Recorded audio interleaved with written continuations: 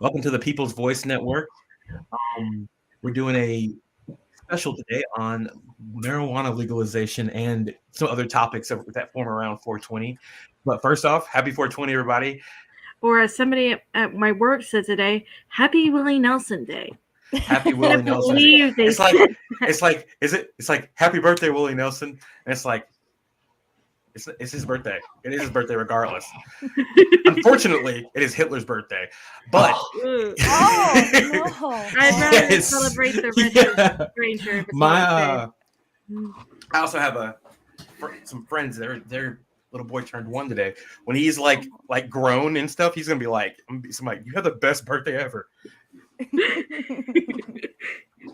That's way better But than that Christmas birthday that some people get. Oh, I don't know about anything that's going on with December birthdays. That sounds like that's terrible. it's awful. But before we get started, let's get started. Austin, tell us what's going on and what you've been working on, and we'll do a round. Hey there, y'all. I've been trying to do some reading. I did a little stream the other day of this little guy, Solidarity Unionism. See, I can't read. I am from Alabama. I can't hear you. You can't hear me? And there's this here. Gonna read that too. But that's what I've been working on, and we got a episode coming up on something overseas. I can't remember. My brain is a little decrepit today. I'm just now getting over a little headache. Thank you for medicine. How are y'all? Doing good. Doing good. Novi? Oh, hi. Yeah. I have a brief technical issues, but okay. So I'm working on an oil story with one of the other members of our team, and we are actually talking about the Perpetual Oil Crisis, aka why does it always seem that we're freaking out about oil every 2 years? We're going into how the oil permit system works, how it works with the oil trade, and what that means with Russia switching over to the gold standard. And what does it also mean in terms of environmentally friendly fuels? Cool. And Mira, what's been going on your side of things? Well, I actually was working on a little video last night, and I dealt with some horrible technical issues that occurred the entire time I was recording, so that kind of went down the drain. But I am working on a story about Afghanistan and the current situation going on there with their economy in relation to the Taliban recently making it illegal to cultivate poppies, which is it's like 80% of the Afghan GDP, and it's a really big thing for their economy. And so I'm kind of digging into some of the statistics and the numbers there. Cool. And hopefully I'll have that video out by the end of the week. I was hoping last week, and then things happen. But I'm excited to celebrate 420 with you guys and talk about weed. Awesome. Yeah. I just put out a video yesterday for Revolutionary Reader, which is a video on concerning violence by Frantz Fanon.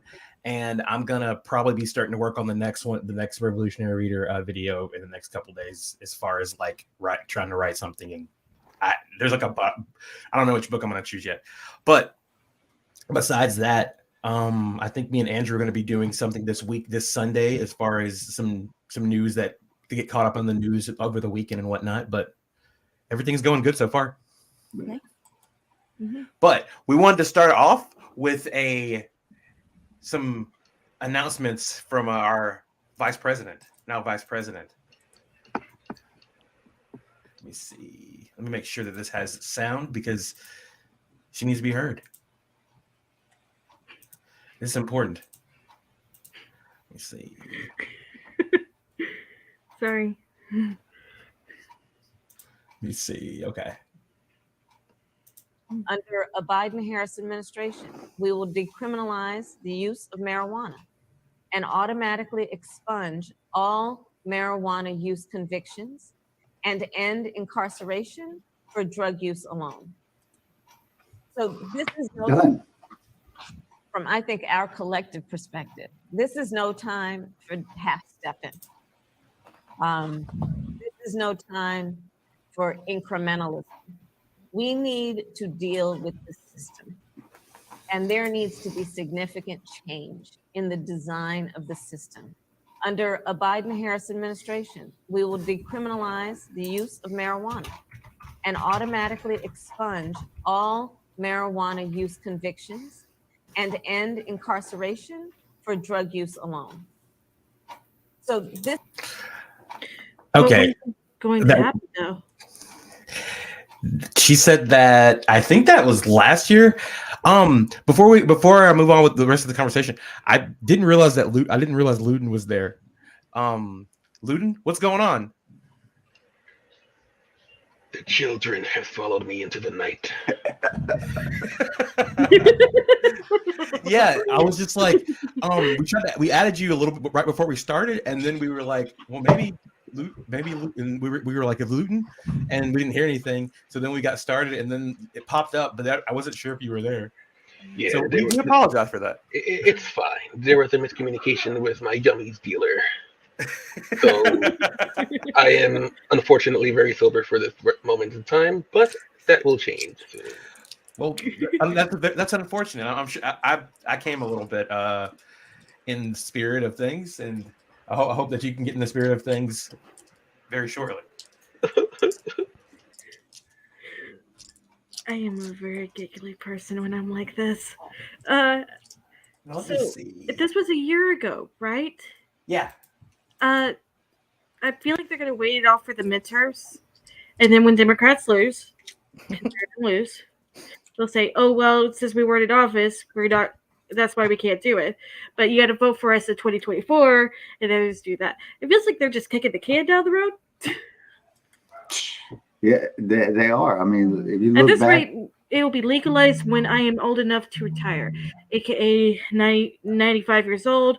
And on hospital bed. Well, I think it's funny that you mentioned the fact that you've been talking about the same issues about weed for about 6 years, and Yeah. like I remember being like a little kid, like not a little kid, but I wasn't smoking when I was a little kid.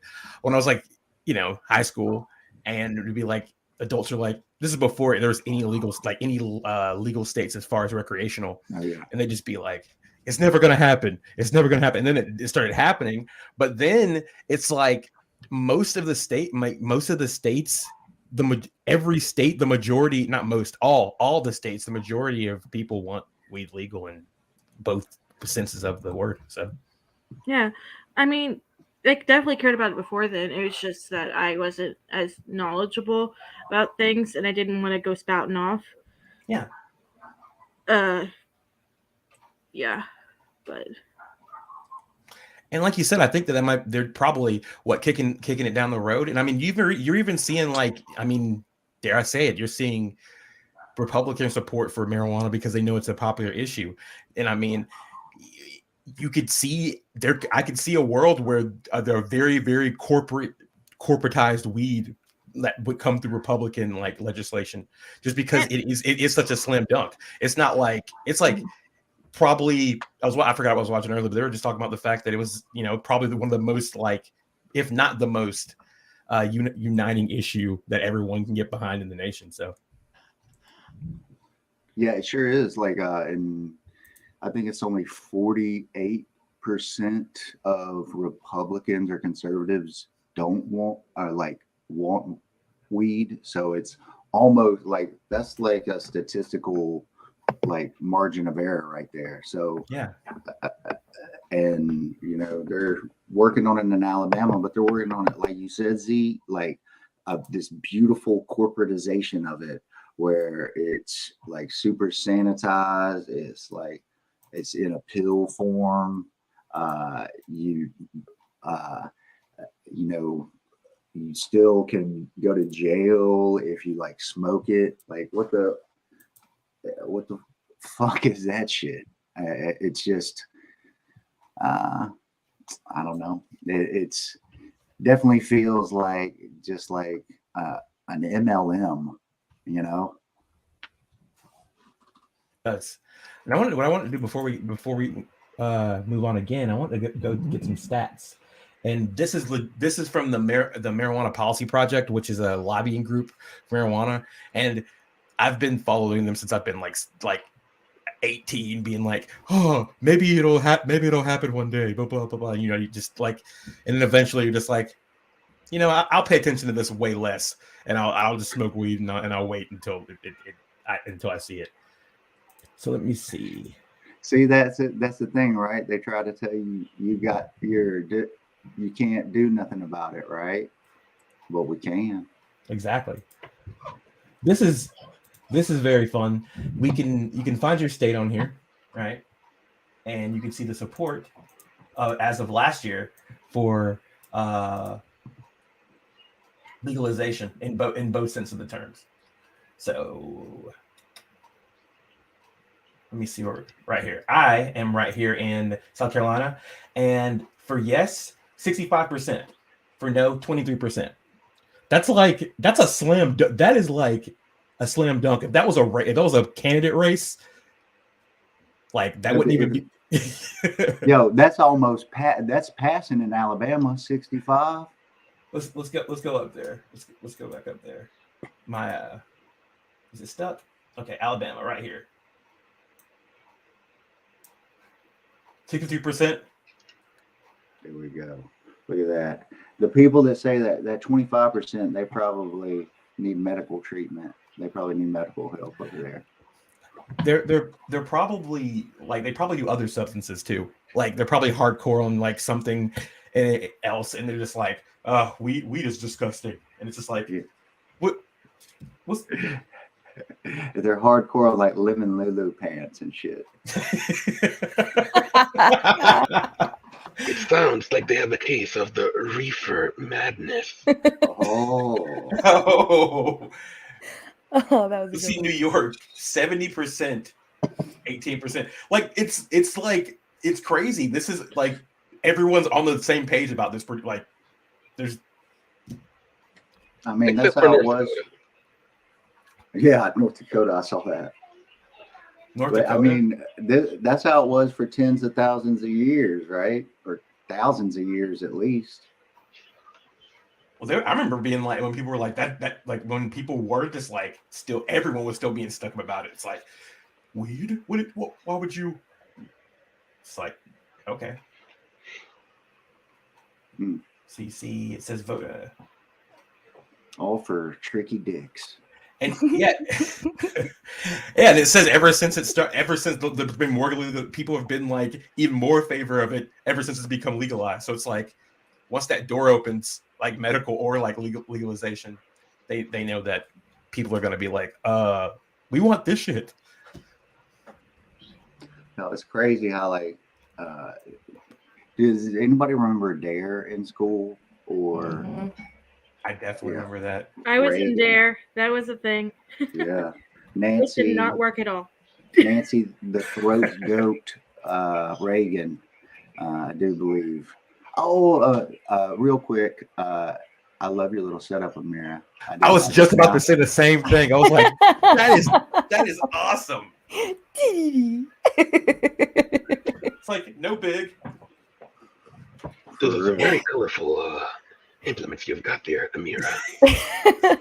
they're Batman. octopi all over each piece. Oh. And then this was like a gift. It came with the when I got them from the company.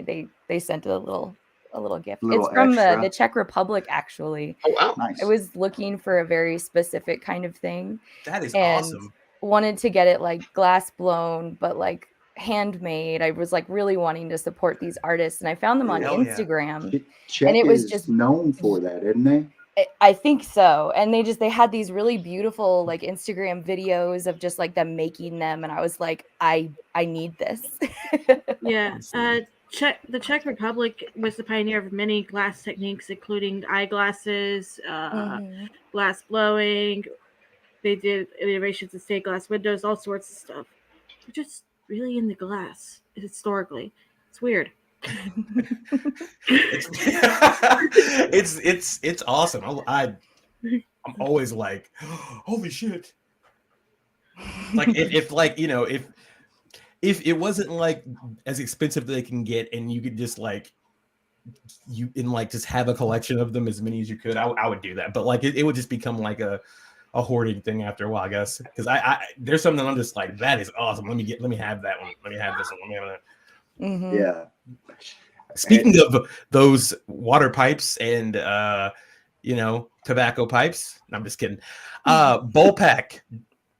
Is this a pack, Austin? Austin shared this link with me, and I was just sharing it on screen. Yes, this is a pack, and they've been working with, you know, we were talking about the bills and stuff. Well, you know, a marijuana bill passed in the House, if y'all been watching.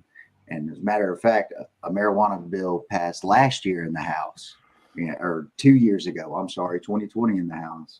Yeah. And so this is one of the places that have been working with making the bill with the Progressive Caucus in the House. And this House, and now it's been passed. It passed through the House. It's in the Senate. It's called the MORE Act. Yeah. And it's in the Senate. It's not on. It's going to the Finance Committee, but it's not on schedule yet.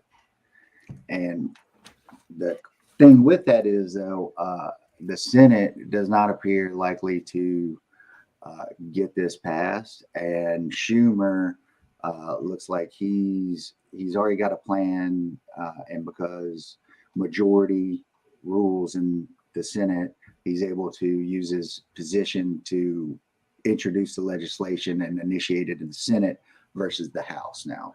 So they've been playing this fucking hot potato game, right, for fucking years. And it looks like it'll, you know, I had high hopes that the sleazy bastards had some passed on 420, but Was that pun intended?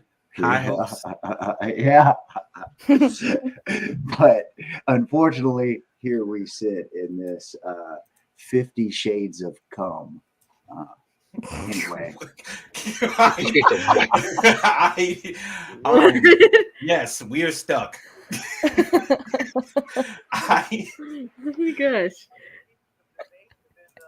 Alrighty.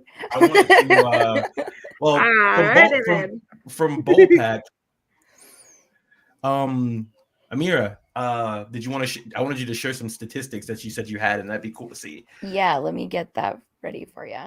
Okay. Help if I. Yeah, we have. I have a couple videos and stuff like that for today. One of them is very frustrating because it's local and it's statewide. It has to do with the marijuana, medical marijuana bill that's going through our House and Senate floor in South Carolina.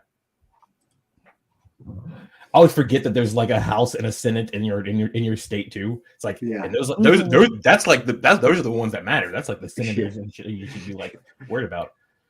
Bureaucracy, it's great. My state has the largest governmental building in the U.S. It looms across like a tower from Batman. Sounds like... And the rest of the buildings are so small, so it looks like a Goliath coming down to squash everybody. It is terrifying. That's wild.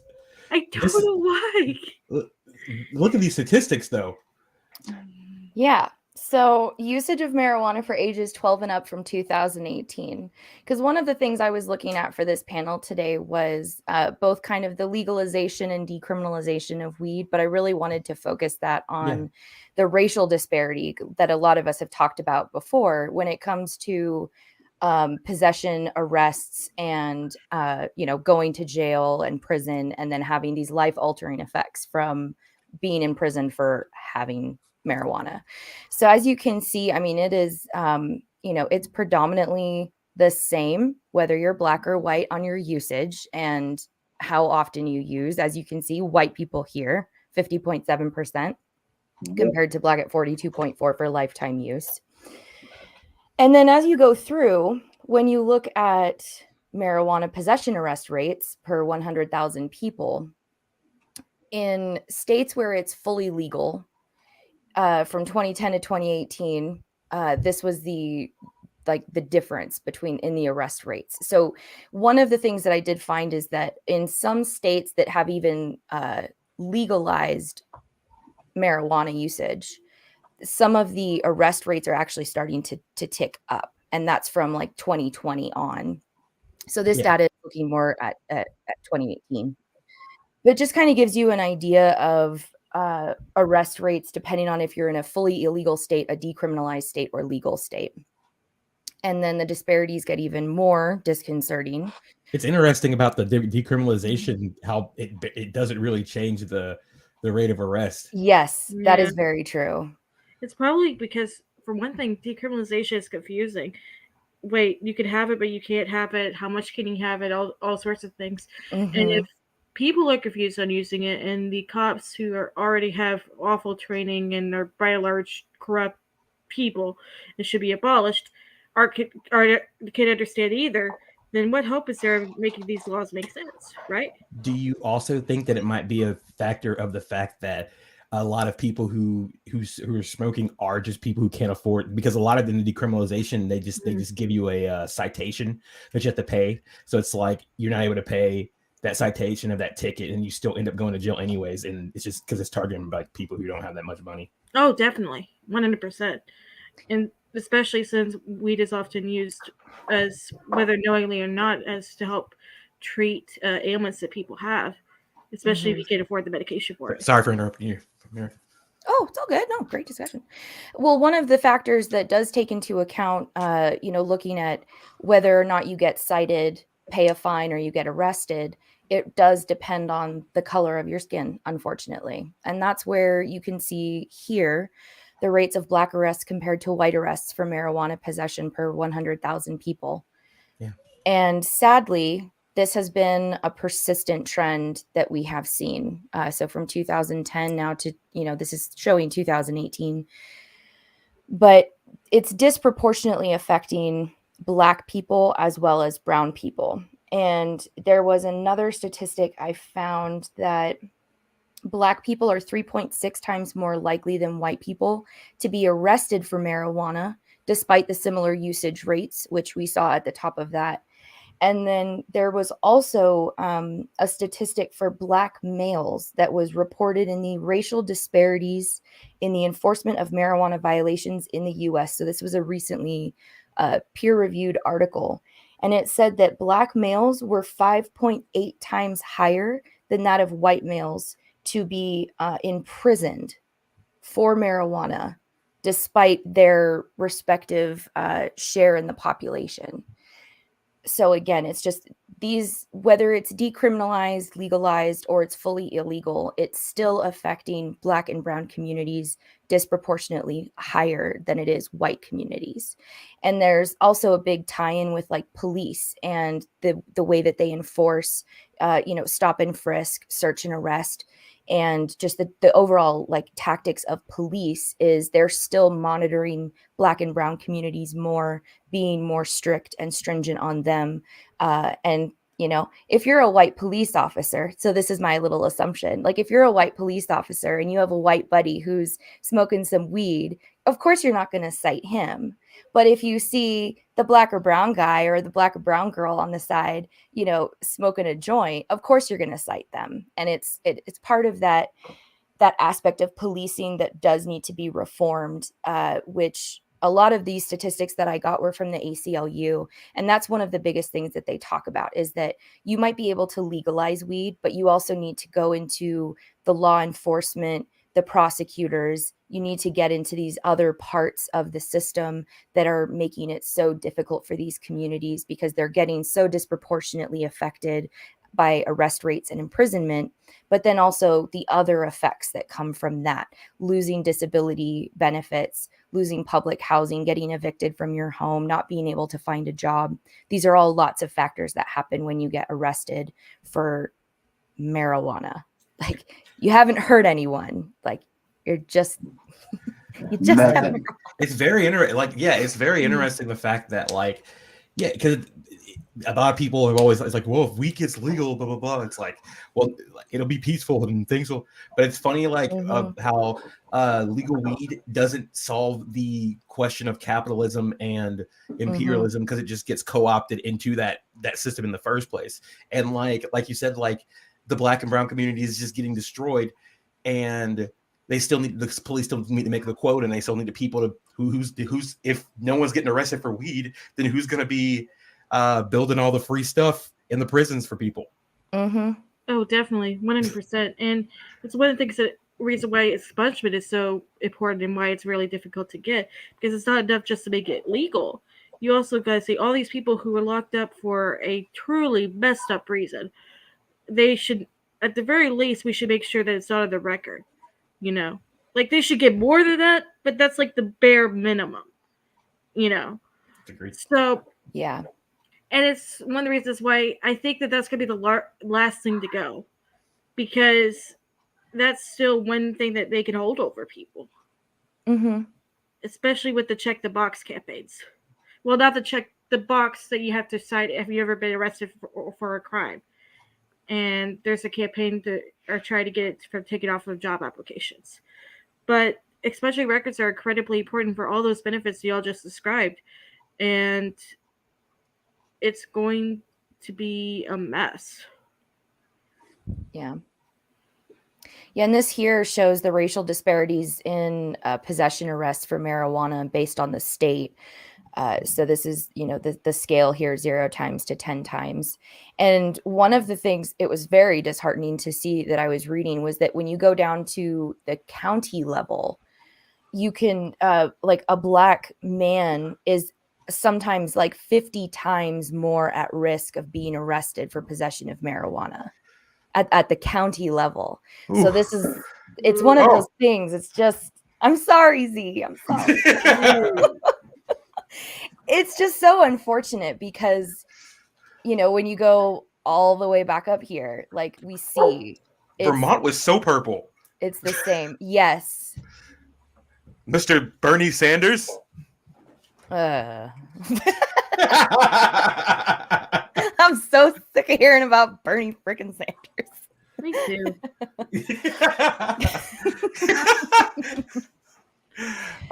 But yeah, so you know, these are the issues that people are facing. And Novi, you brought up a really big issue of like expunging people's records. That needs to happen hand in hand with legalization because it's still affecting these communities at such a disproportionate rate compared to white people.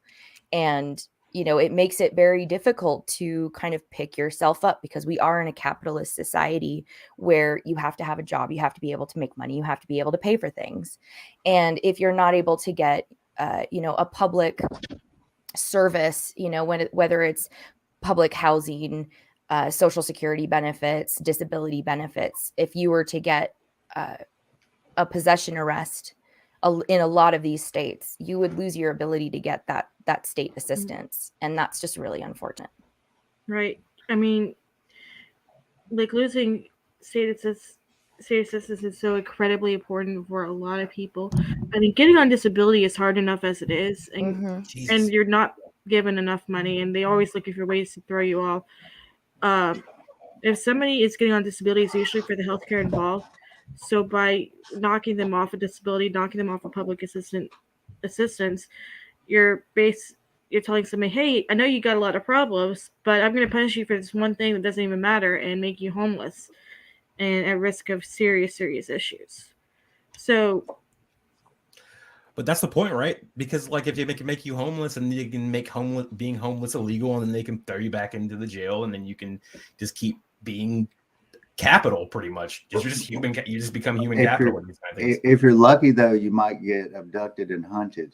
You know, who knows? Oh yeah, I forgot about that. Yeah, life is funny. You're from smoking weed to just being on an island getting hunted by some rich asshole. Yeah, yo, man, there. Let's write that script right there. Buddy, Smokey movie duo like Harold and Kumar go to Haunted Island. Most dangerous game. Oh God. So, recommendations at a glance: we have legalize marijuana use and possession. Do not replace marijuana prohibition with assistance of fines, fees, arrest. That's very, very true. Grant clemency to or sentence anyone incarcerated on a marijuana conviction and expunge all marijuana convictions. Eliminate collateral consequences that result from marijuana arrests and convictions. Ensure to new legal markets benefit and are accessible to communities most harmed by the war on drugs. Ensure marijuana possession and other low-level offense arrests are not included in performance measures for federal funding. For law enforcement agencies, in the enforcement of marijuana possession distribution, in racial profiling by the police, eliminate consent searches, in the practice of using wrong numbers of stops, citations, summons, and arrests as a metric to measure productivity and efficacy. Develop systems for the routine collection of accurate data on a range of police practices. Invest in non-punitive programs and community-based services, and divest from law enforcement. Develop, secure, and implement strong and independent and effective oversight mechanisms for local law enforcement. So a lot of these things aren't just about marijuana; it's about all other parts of our criminal justice system. Yeah, and that was the big question that this where I got this information from, the ACLU report, is the question they ask is, when states legalize, how can they do so through a racial justice lens to address the panoply of harms that have been selectively aimed at Black and Latinx communities for decades? Because this is something that it's a deep rot within the police system that is affecting these specific communities so disproportionately from white communities. And there's so many other aspects of that. And I think the racial profiling aspect when it comes to police, I mean, we continue to see police brutality, it seems like every day. There's, another video out of how they've been treating a Black or brown person. And I think that that's just, it's part of what we need to change about the policing system. And I would also add, their collective bargaining agreements. I will scream that at the top of my lungs any chance I get. The collective bargaining agreements that police unions have are crazy, and they allow police to just kind of do whatever they want. They have zero oversight. And that's one of the biggest things of police reform. If you're not about, ending police, we need some type of system of keeping people in line in a way, but it's like we need to seriously reform this crazy system that we have.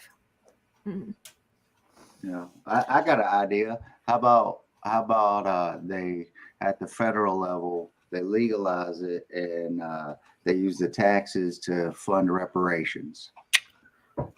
That would actually be kind of dope. I like this idea. That's a great idea, Austin. That's what's up. You need to patent that idea. I prefer it's like the Japanese style of the Japanese model of policing, where it's like, hey, they like help you to your car. You're like fucking they're bored, so they like put out a case of beer to see if someone steals it. Yeah. The Japanese model is like they have a lower rate of false convictions and things like that, and the way their system is done is different than ours. But we'll say this: they also investigate a lot more than our system does too. Yeah. See, as far as like just patrol people, I don't think we need as much patrol as people say. Mm-hmm. But as far as like investigative detectives and stuff like that, we absolutely fucking need that. That's like you gotta you're gonna need some detectives. But just being like douchebags who can just walk around and put people in cuffs. No. There's actually a YouTuber that has solved. I think it was like over 20 years, this case that the police searched everywhere. They couldn't find where these two, they were like young adults. I think they were like 18, maybe 20. And the YouTuber had been contacted by their family. It was the girl and a boy. And he and his team went out and they found where this car had ended up in like a wetland or a swamp or something like that.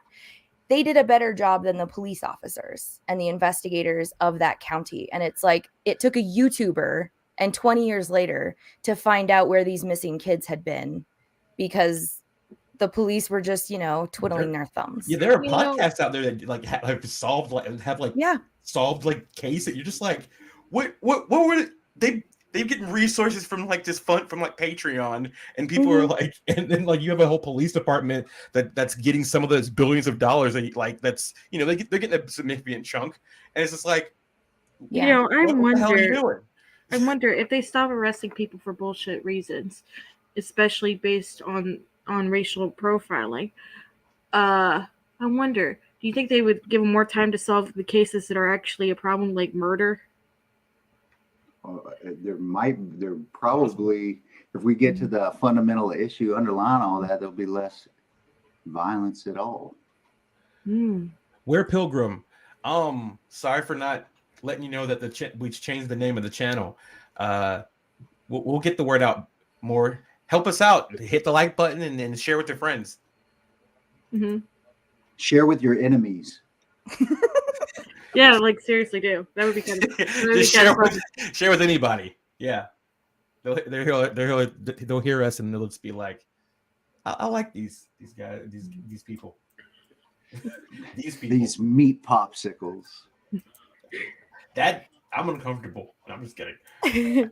Just a quick thing to note too, like everyone wants to talk about like, oh, we need to, you know, get rid of the police or we need to reform the police. And then there's people on the spectrum that are like, give them more money, more guns, more, you know, crazy IDF style training. And it's like, what we really need to be focusing on is the mental health crisis that we have in this country, because police don't know what they're doing when they go out and they, you know, they're dealing with a homeless person that's having maybe like a schizophrenic episode or something like that. And it's like, if we actually put the money that we give to these police into the mental health field and social services, I mean, think of how transformative that would be for our country. But I mean, we don't have the money. Right. It did. You know, damn you. Well, we have money for, you know, Ukraine, but we don't have money for. It's like we don't have the money, and then $1 billion, like almost $1 trillion. It's like but more than just putting money in the mental health field specifically, we can't have the social workers act like police, because then you have situations like the CPS, which has done some really, really bad, really messed up things with separating families. You know, since they've been found. There's a lot of reframing. There's a bunch of reframing that has to be done in all those systems. And it's the thing is like, it has to be on. There's no way that's not on purpose. When like people who are we're just you know normal people on YouTube pointing out the fact that everything's shit. We're not like experts. It's just like I don't like it. So obviously the people in charge are like, know this shit. It's not like it's frustrating. Yeah, I mean. I work in the research field, but I'm not like somebody who's, you know, spent 50 some odd years devoted to one singular subject. It's like we're getting our bearings. It's like we can see this shit. It's like I don't know. Yeah, I just got sober, y'all. I figured it out in no time. Let's put on the suit and tie. I'm a normal Joe now. Yeah. Just like have my newspaper. I want to play now. What I want to do is speaking of frustrating, yes, this is the medical marijuana bill that's going through my state right now, and it is just some old bullshit. So let me show you this bald man. Carolina Senate, a bill legalizing medical marijuana now sits in a committee within the State House, and there are some questions about what could happen next. Taggart Houck is in the studio tonight to break it all down for us. Tag. Nigel, yeah, a lot of unknowns, many working to make up their minds even now. Yes, this guy's name is Taggart.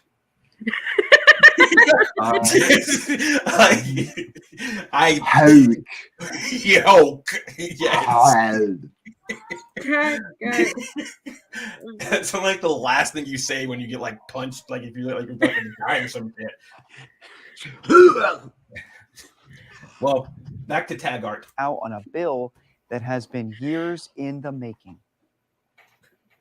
Fresh out of the state Senate, the Compassionate Care Act now sits in the Medical, Military, and Municipal Affairs Committee in the House. Isn't a reason not to pass this bill. The bill, introduced by Senator Tom Davis, allows doctors to recommend medicinal cannabis to patients with specific conditions, like cancer patients. What I'm trying to do is let doctors do what they think's in their patient's best interest. What is so radical about that? There's a significant number of proponents and a significant number of opponents, and we're hearing from both sides. Representative Jerry Carter of Pickens County sits on what's known as the 3M Committee. He says it could be weeks until debate begins. We're interested in seeing where we need to move this bill and how it would best represent the interest of citizens in South Carolina, particularly my area.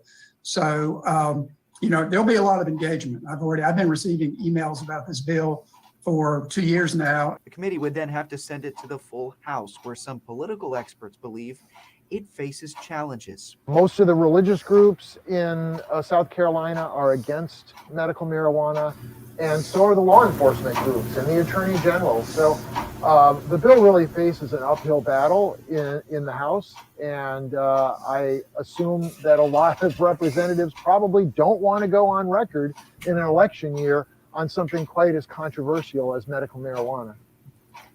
So we all can say right now that dude's bullshitting, because we just looked at the statistics about how 64% of people in the state want weed legal. So it's like, I can tell you there's a lot of religious folks that probably support it. And even if you don't support it, or if you do, your religion should not dedicate whether or not you're trying to pass laws, because state religion separation, that is some complete ugh. Let me let Tag finish real fast, and then I want to show y'all how restrictive this bill is, and it's still not passing. If passed in the House, it would head to the governor's desk. Governor Henry McMaster has not specifically said whether he would sign the bill. That's annoying. Okay. I look at the bill up real fast, because this bill is just what?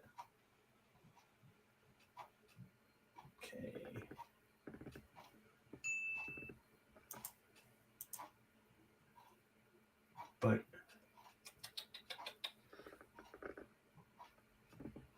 anyway, the bill is super restrictive. Literally only people who are on the verge of death and have cancer can use it. And people with epilepsy, someone was quoted saying people with a shaking hand are just gonna have to get over it. And you can't smoke. You can't use flour. You can only use edibles and vapes. So, and creams and stuff. So it's what? Oh, and you have to meet up with your doctor every 2 weeks. You can afford that many doctor's visits. That's ridiculous. And it's still an uphill battle. And to be honest, this bill is so shit. I don't even want to. It's I don't even give a fuck. It wouldn't affect me. But yeah, that is the legislation, the crazy radical legislation that is passing through our floors right now. But for a prisoner to choose, dying by a armed guard, by a firing squad, that's cool. You can do that now. Yeah, it's your choice. It's your choice. It's your choice with your body to, fucking get shot by a whole squad of people instead of an electric chair. It's my choice, my body, my what. But no weed though. No. This is how do the young folks say hellscape anatomy? I don't know. Yeah. I'm sorry to our audience. I actually misspoke. It's the you can't establish a state religion. I was just saying more in terms of principle that when it comes to the common good of all, it might be a good idea to keep religion out of it as much as possible, especially since anybody can say that anything is a religion. Mm-hmm. Mm-hmm. And this, just so you know, more than likely, it's not even. It's the only religious community that is going against it is some evangelical asshole Christians. So it's not even It's like it's a religious communities. No, it's one religious community, the same one that hates the other religious communities, and the same one that doesn't want anybody to do what they want to what they want to do with their own life and happiness. So they platform over and over and over again. Exactly. So it's just like, hey, Ludin, did you want to say something about? Did you have any comments about this shitty weed bill?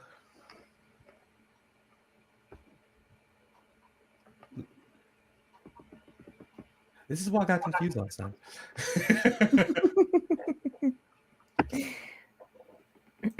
Wait. Oh. Ludin's mic is not working at the moment. That's been the issue. Oh, gotcha. Okay. It makes sense. Bill Bradley said, not fair, not sure it's fair to ask religious people to be the only group to leave their morals out of their politics. Well, I don't know. I think it's extremism less than morality or religion.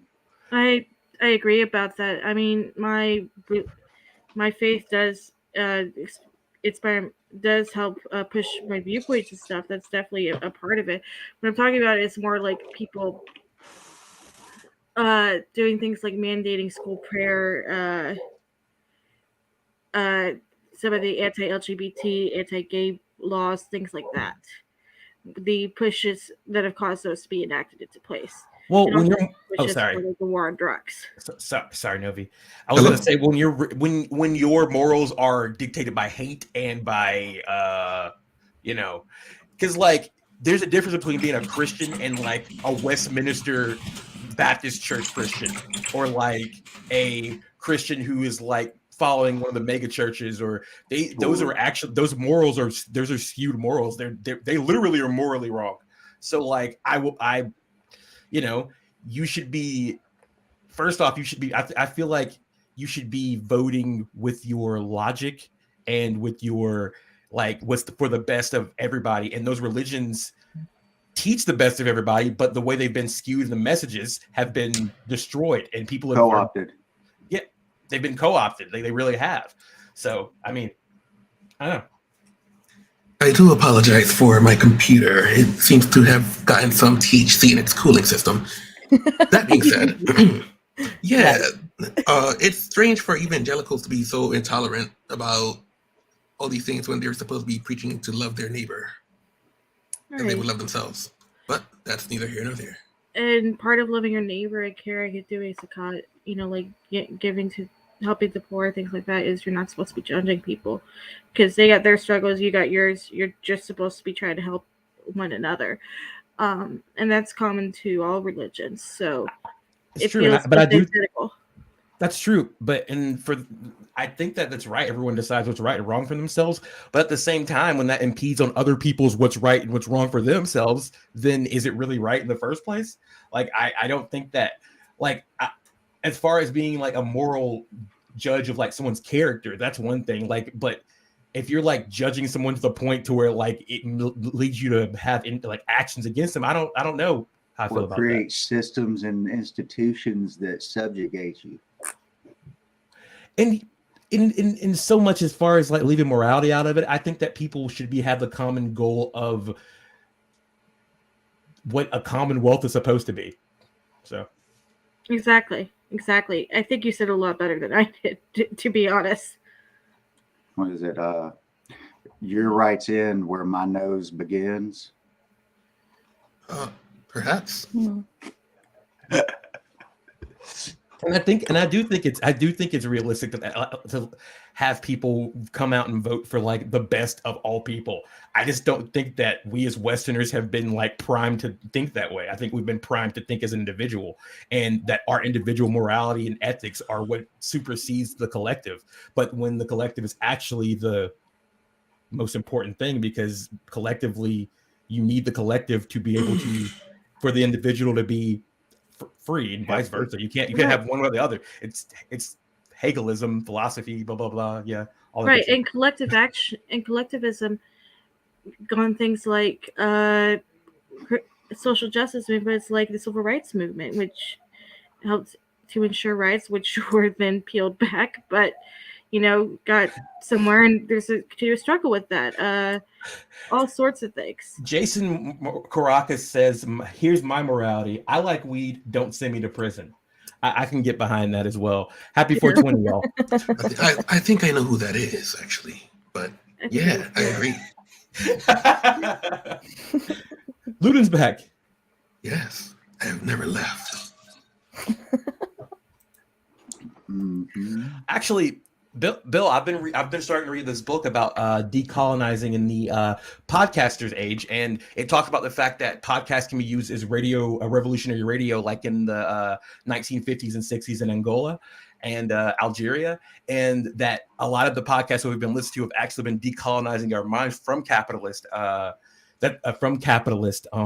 propaganda, and that's why you're starting to have a lot of these culture wars and a lot of people questioning certain sects of things, because they're starting to be introduced to different types of things, like they're not just introduced to more of things than monogamy, then capitalism, then we're being decolonized through a lot of our things we are consuming. Mm-hmm. Oh, 100%, and the ease of access for it as well, because they're free. If you have a phone and/or an internet connection, you can access them. So you can even listen to them at your public library. Yeah, and that's what it was talking about. The fact that people listen to it in secret, like will be like, oh, I don't want these people to hear what I'm listening to, or stuff like that. Like it's the new like revolutionary radio. Mm-hmm. That's cool.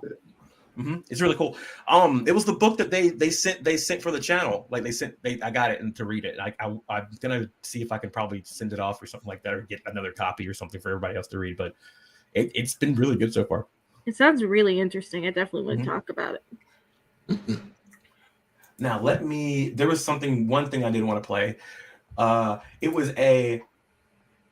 It's pretty bad. It's showing what people used to think that, well, I guess like there was 26% in the polls still think that, and people in my state think that people act like this when they're on weed. So, oh, here it is. Here it is. Oh, this is famous. Yep. Oh, that's not it. This is about drug addiction. But this is one of those films. I'm gonna watch that later.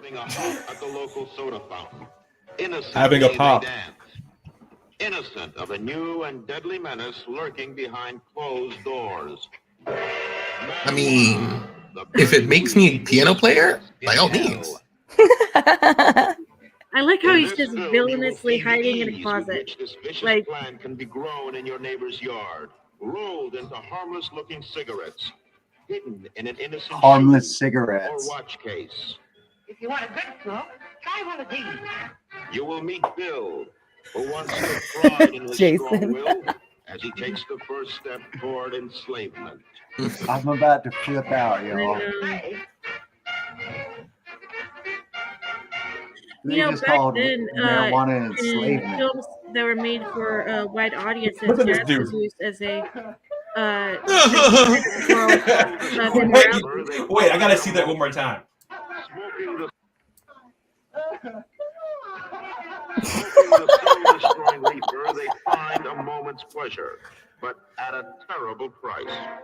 Debauchery, violence, murder, oh my God, suicide, and the ultimate end of a marijuana addict. Hopeless insanity.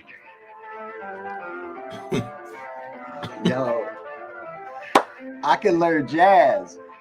Right? Yeah. Look at this dude. He's like, that shit is boss. It is too late. My heart. I like the way he just like looks and like he looks like he's happy, but then he questions everything about life. Like, that means he has had a bit too much. It's too good, man. Yeah, like the music during that time period, it's interesting because they were picking music and dancing in a style that would normally not been okay, but was passed because it was considered to be a warning video. Oh, You know?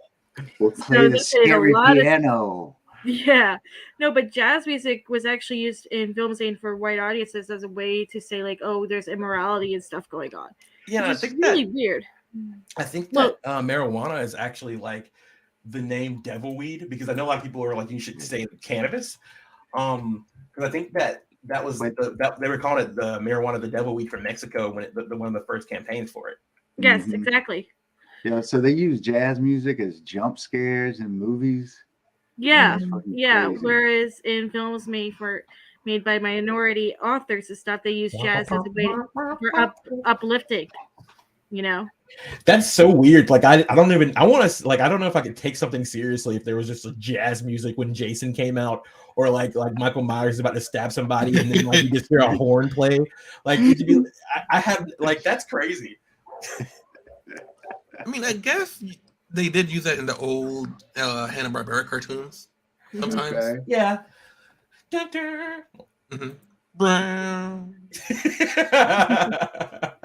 Well, I mean, stuff like that, I mean, it really kind of exposes, what we've been talking about of the, the difference between the way that white people are treated versus black and brown people. It's the, the white Anglo-Saxons that have been predominantly ruling this country, making the laws that then create the the Jim Crow era, and then now our police state that we have. So much of it stems from this very long standing colonialist aspect, because marijuana was used by indigenous communities, and it wasn't used necessarily in the way that some people use it today, and some it's similar, but I think it was a way that they could target those communities even more, subjugate them even more, and separate them from the affluent white class of good people. Like, these are the good people over here, but if you're over here doing weed, and that was insane. Like, I can't like, And you're it's right. so much propaganda. And Novi, you were smart to point out like the differences in like the music and the way that they use that, because it's the same stuff that they do today. I mean, I know I talk about propaganda on almost every panel that I'm on, but it's one of those things where it's like we have to look at those. Never tired of propaganda conversations. It just, because it's so prominent, and with social media and capitalism the way that it is today, we are inundated every single second with what someone wants us to be thinking and feeling and buying, and just it's trying to control every aspect of our daily life, and it's keeping us divided. It's keeping us from having just basic conversations with another human. And because like Bill Bradley was talking about, like, it's people are using their religion and their morality and their beliefs to kind of stay separated from each other, and that is what propaganda does. It keeps you even more separated so that you don't have these kinds of conversations and realize you have so much more in common. Right. I definitely think that one of the things that when looking and trying to decode what's going on between the propaganda, it's definitely worth. I'm not saying you have to go to school for it. I did, but I'm a huge nerd. So, you and me both. But It's okay, that's awesome. Yeah, but like, definitely, if you have time to like read up on things that are interesting and read up on things you're not aware of, because there's so many resources at public libraries. Like Cannabis History and Drug Wars are both readily available at the public library. So that's definitely something worth looking up. Mm-hmm. I think it's funny the way, like you were saying, Amir, the fact that the dominant culture is the thing that controls everything, which is like, the elites, and the fact that, weed was scary to them in the 30s, but then some of them got a taste of it and now they want to legalize it. And that's why there's the same people who are, instead of the people who have been like, subjugated and fucked up because of weed and their lives like destroyed, they're actually the ones benefiting from legal weed, is people who look like the people in the video we just watched. Yeah, I remember one time I was in San Jose, and I was like walking past this, like, it was like a weed expo, and I was looking at it. It was like just as it was ending, and someone had like a little pamphlet, so I was like trying to figure out what it was, and it was basically this like expo about becoming a corporate business owner for weed and selling it, and how you would go about doing that. And every single person that was leaving that expo was like the most privileged looking white male I think I have ever seen. They're in suits and like probably Armani like whatevers, and I'm just like, They have Bro, LinkedIn. do you even smoke? bro, Like, bro. you don't. Then like Did Wiz we Khalifa come walks onto out, these and then more white futures, people. bro. It was just such Bro. a mind fuck because I'm just like, this is not, you're trying to capitalize like this always happens on the plight of what you've done to Black and brown people. You've completely gotten them out of this industry because of the laws that y'all have written that have kept them out of this now that they have, you know, a possession charge. And it's just, it's all part of the system. It's all the way that it's made and orchestrated. And it's just, it sucks. It's wild, like, because like you'll think about the fact that like the police will just take a bunch of shit from people, and then like they'll just steal as much shit from people that like a robber would steal from somebody, and then like a lot of crops and stuff just get taken up and put back out on the streets anyways. Like it's not like it's just it's a whole mess, and that's why Canada's just like a lot of Canadians are pissed because now it's just corporate Canadian week, and they're not happy with that. Yeah, and one of the things that's, you know, like going back to what y'all were saying in the whole expunging records thing, the irony is because of how our legal system works, somebody with the intent to sell charge, who arguably probably knows the most about it to begin with, cannot now sell what they used to sell legally. So this one skill that they've honed for like years, they can't use, which is. And if they were serious, they would go after the suppliers, not the buyers. Oh yeah, 100%. There's a definite reason why they're going after the people who are your small time. Exactly. Yeah. But yeah, I mean, for now, I guess I any more weed facts or weedology or.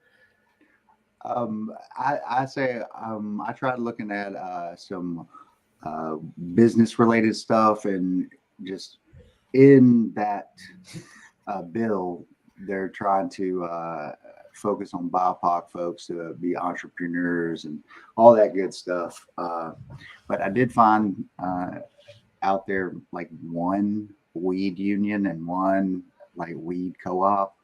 I'm sure there's more, but you want to share this? Yeah. Give me just a moment. Where did I put fucking smoke weed every day? Oh. Amen. And because of our stupid legalization, we can't even study. We can barely even study it, which makes it harder to say like, oh, there's people who argue only for medicinal purposes. I disagree with that, but you know, whatever floats your boat. We can't even research it in order to tell what medicinal properties it definitely 100% has per strain. You know, whenever somebody says that about medicine, I try to remind them that food is medicine as well. So, you know, it's your body, your choice. I choose the firing squad. Too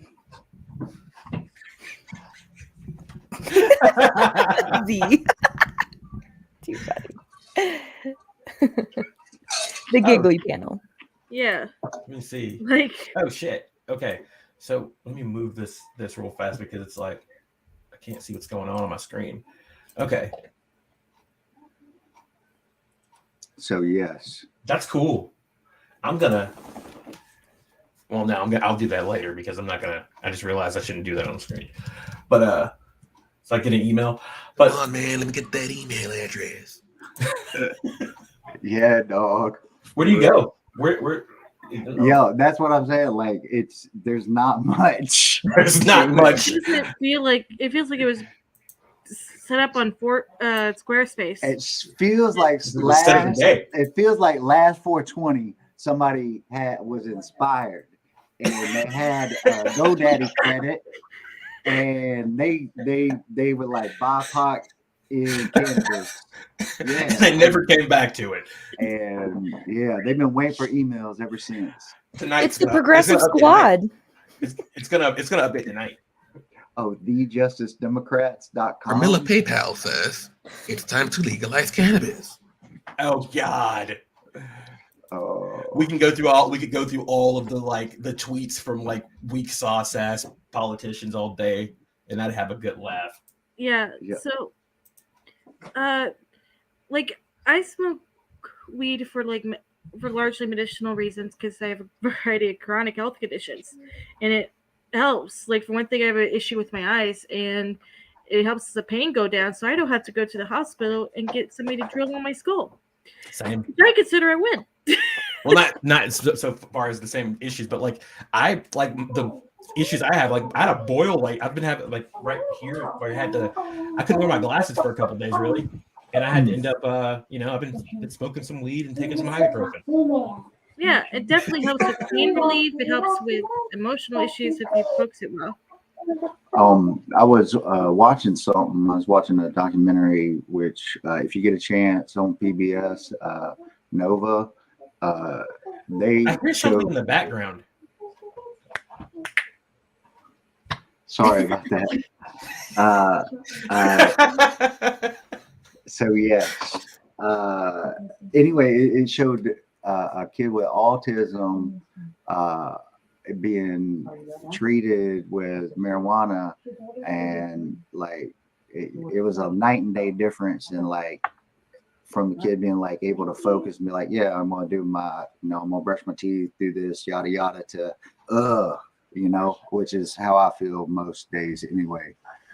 Yeah, no, it's definitely was helpful for me and for family members and stuff that I know that are autistic as well, because it like calms the screaming part of your head due to the sensory issues, so that you still have them, but you're able to process them easier, and you can actually get things done, which is really helpful.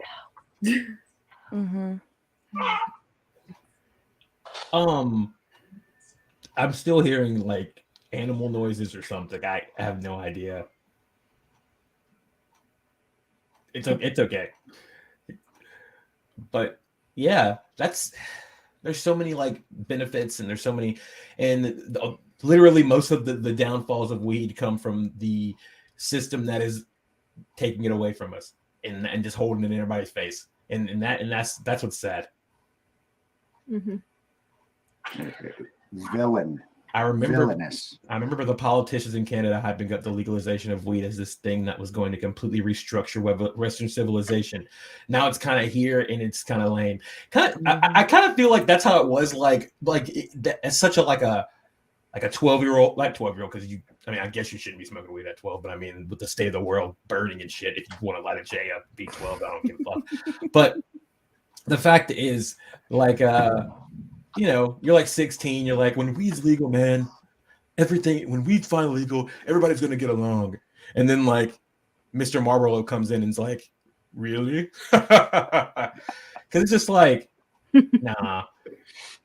You don't want that cigarette, kid. Here, take this one. This left-handed cigarette. I'm left-handed, so I can. Yeah, I mean, but legalizing it at the very least, and doing all the things that we've talked about in this video so far, it won't fix everything overnight, but it'll make the world just a tiny bit less worse. Mm-hmm. Well, and would it be cool for it to be less bad? Well, and effectively with all this, it's like less bad, just a little, just a tiny. One joint less bad.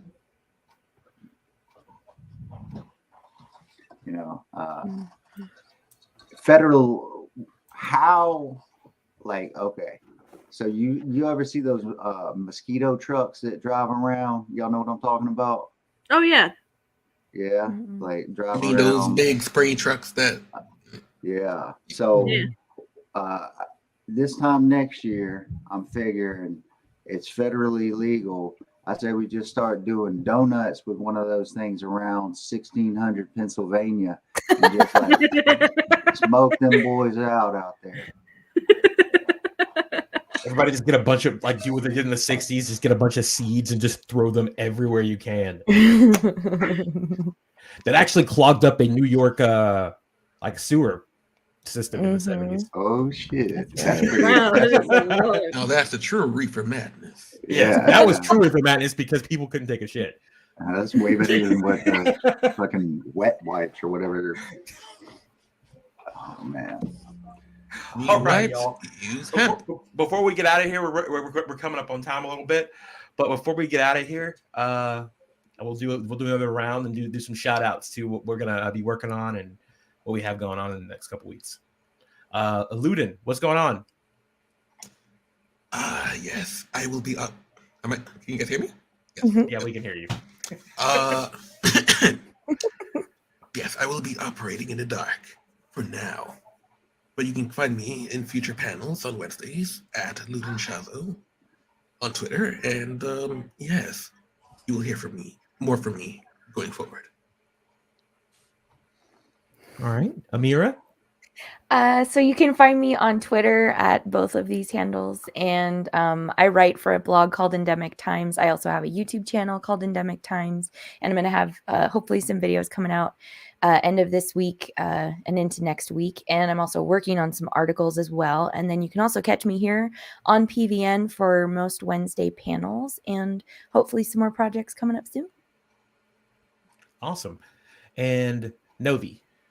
All right, y'all. We're coming out with a video on Friday, 7 p.m. Central. That is 8 p.m. Eastern? Yep. Yeah. Okay, good. Right. I got it right. And we're talking about the oil crisis. Even though gas prices are going back down, they're going to go back up again, and we're going to tell you why. And why it is that we're not looking at green energy anytime soon. That's depressing. Yeah, but it's going to be fun. We got fun. Okay. But Austin? Yes. So just real quick, what do y'all call a marijuana-induced tragedy? It's a blunt trauma. All right.